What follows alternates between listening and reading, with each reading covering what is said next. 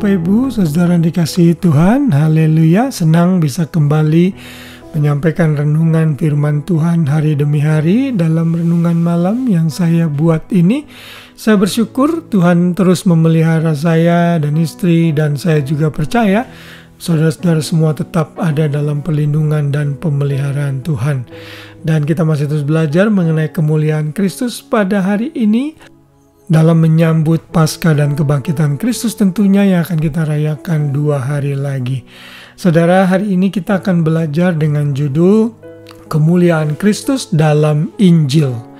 Kita akan membaca dalam 2 Korintus 4 ayat 4 yang berbunyi demikian, yaitu orang-orang yang tidak percaya, yang pikirannya telah dibutakan oleh ilah zaman ini, sehingga mereka tidak melihat cahaya Injil tentang kemuliaan Kristus yang adalah gambaran Allah. Saudara, dalam ayat ini dijelaskan dan ditegaskan bahwa Yesus itu adalah cahaya kemuliaan Allah yang besar. Saudara, kemuliaan Kristus itu bisa dilihat di dalam Injil. Kalau saudara memperhatikan konteks ayat ini, Paulus menulis dalam perikop harta rohani dalam bejana tanah liat. Paulus menyatakan dalam ayat-ayat sebelumnya bahwa ia tidak malu terhadap Injil, karena Injil itu yang akan menerangi hati setiap orang percaya. Karena itu Paulus berkata kalau orang itu tertutup terhadap Injil, ya biarkan saja, karena mereka semua akan binasa. Siapa itu, kata Paulus? Jawabannya ada dalam ayat yang kita baca tadi, yaitu orang-orang yang tidak percaya, yang pikirannya telah dibutakan oleh ilah zaman ini. Mereka itu tidak melihat cahaya Injil tentang kemuliaan Kristus yang adalah gambaran Allah yang sesungguhnya. Lalu kita juga sudah bisa baca juga dalam ayat 6, sebab Allah telah berfirman, dari dalam gelap akan terbit terang. Ia juga yang membuat terangnya bercahaya di dalam hati kita, supaya kita beroleh terang dari pengetahuan tentang kemuliaan Allah yang nampak pada wajah Kristus. Jadi jelas sekali kemuliaan Kristus itu juga bisa dilihat dalam Injil. Kenapa? Karena di dalam Injil itu tergambar terang anak manusia yang sudah mati, bangkit, dan menyelamatkan manusia dari dosa. Saudara, Kristus itu adalah gambaran Allah itu sendiri. Kalau kita mau melihat gambar Allah dalam rupa manusia, ya ada di dalam pribadi Yesus Kristus itu. Dan Injil itulah yang merupakan pesan sentral di dalam Injil. Ya, Kristus itu pesan sentral di dalam Injil, di mana kita bisa melihat kemuliaannya yang adalah gambar Allah.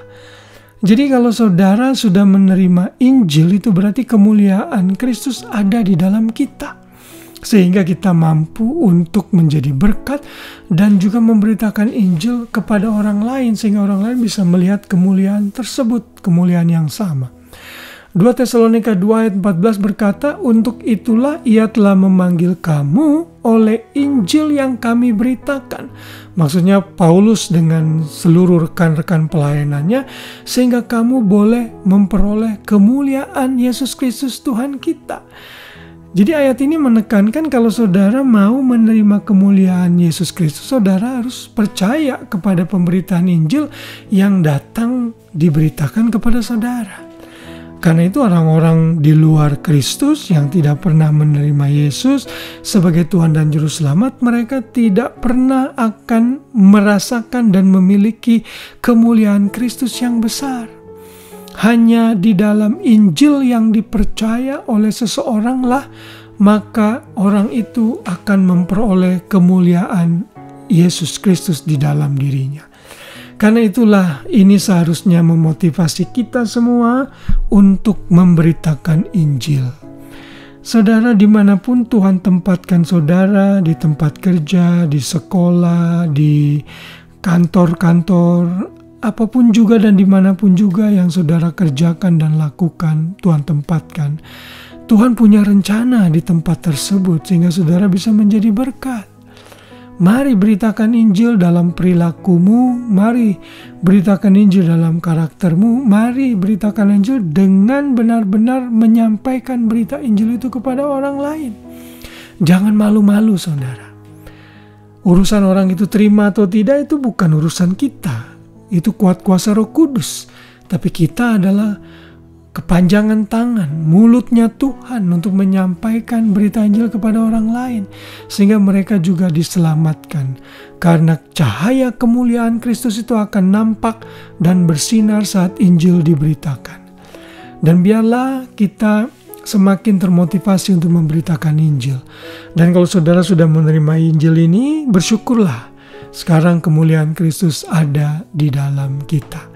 Saudara sudah melihat terang dan menjadi anak-anak terang dan tidak lagi hidup dalam kegelapan. Kenapa?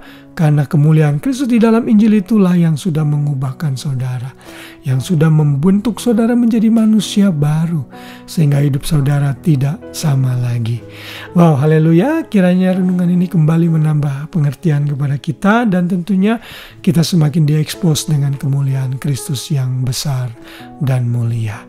Tuhan Yesus memberkati kita semua. Shalom dan selamat beristirahat.